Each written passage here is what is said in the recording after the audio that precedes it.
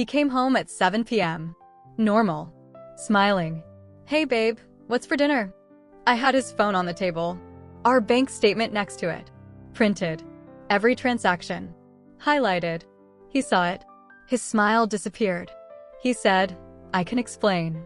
I said, sit down. For 11 years I cooked for this man. Supported his business. Lost 2 pregnancies. And he was moving our money to start over with someone else. I didn't cry. I slid one paper across the table. Divorce papers. Already signed by my lawyer. Filed that morning. He said, you can't do this. I said, I already did. The $328,000 he moved? My lawyer froze every account within 24 hours. He got nothing. I got everything. And the woman named Kay? She called me 2 weeks later. Said he did the same thing to her. We had coffee. We laughed. And we both moved on. If he ever underestimated you, comment down below.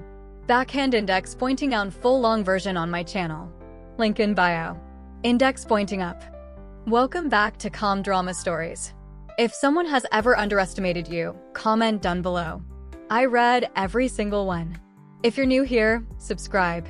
Because today's story ends with divorce papers, a frozen bank account, and coffee with the other woman. Let's go back to where it started. Ryan and I met in 2013. Boston. A work conference. He was in finance. I was in marketing. He was the kind of man who remembered everything. Your coffee order. Your mom's birthday. The name of your 3rd grade teacher you mentioned once. We got married in 2014. Bought a house in 2017. By 2025, we had $340,000 in our joint savings account. His income. My income. 11 years of discipline. We were planning to retire early. Buy a small house near the coast. No kids, not by choice. We tried. It didn't happen. We accepted it. I thought we were solid. I thought we were the couple other people envied. I was wrong. It started small. March 15th, 2025. Our anniversary. Ryan forgot. Not just forgot to buy flowers. He forgot completely. I didn't say anything. People get busy. I let it go. 2 weeks later, I borrowed his phone to call my mom. My phone was dead. I opened his gallery to show him a photo I had sent him last week. I couldn't find it. I couldn't find any photo of us. Not one. 11 years of birthdays, vacations, lazy Sunday mornings. Gone. I asked him, where are all our photos? He said, I cleaned up storage. It was getting full. Babe, it's just a phone. Just a phone. I smiled. Said okay. But that night when he was asleep, I checked our shared iCloud backup. He had removed himself from it. Completely. Why would a man erase himself from his own life? Unless he was building a new one somewhere else? I didn't sleep that night.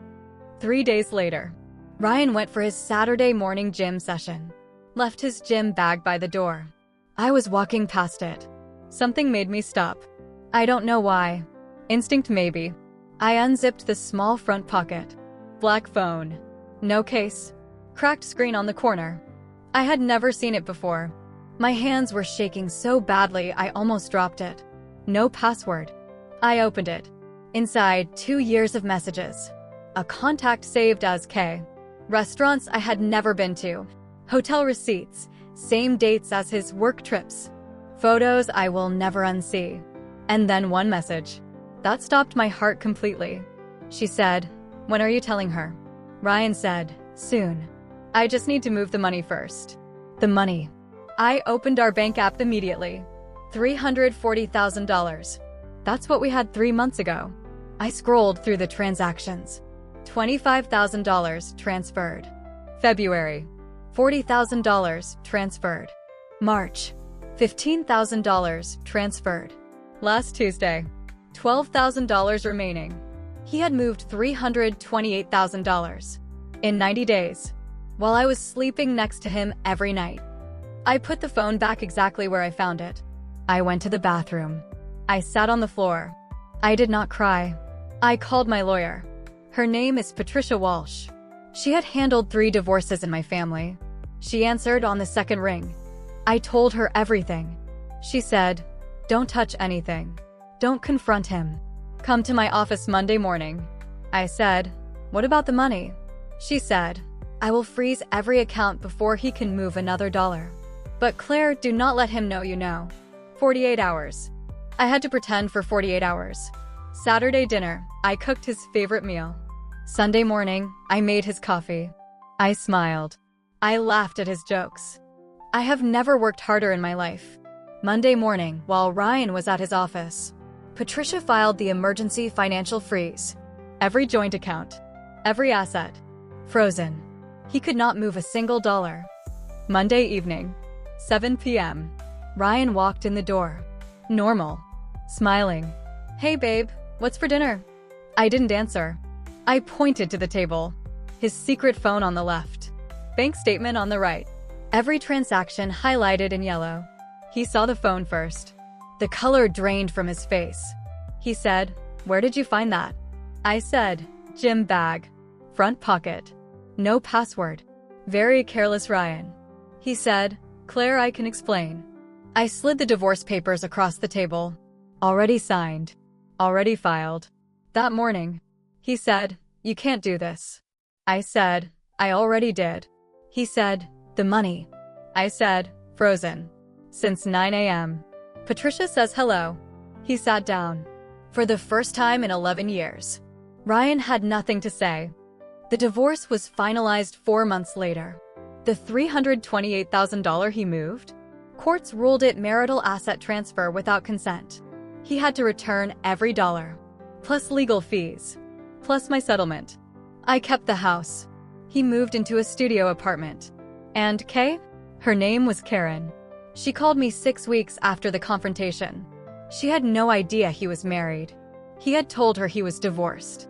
She found out the truth from his own lawyer. She was devastated. We met for coffee on a Thursday afternoon. 2 women. 1 terrible man. We talked for 3 hours. We laughed. We cried. We split the check. She sent me a text last month. Said she started therapy.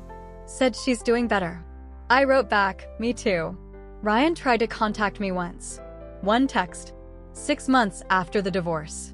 Said, I made a mistake. Can we talk? I read it. I screenshot it. I sent it to Patricia. And I blocked him. Some mistakes don't deserve a conversation. Here is what I know now. When a man starts erasing you from his phone, he is practicing erasing you from his life. Watch the small things. Deleted photos. Removed from backup. Forgotten anniversaries. The signs were there. I just wasn't looking. But here is the other thing I know. A woman who stops crying and starts calling her lawyer is the most dangerous person in the room. If someone ever underestimated you, comment down below.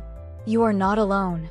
And if you are going through something like this right now, screenshot everything before you say a word. My name is Claire Bennett. And I didn't lose 11 years. I lost a liar. And found myself. Subscribe for new stories every week.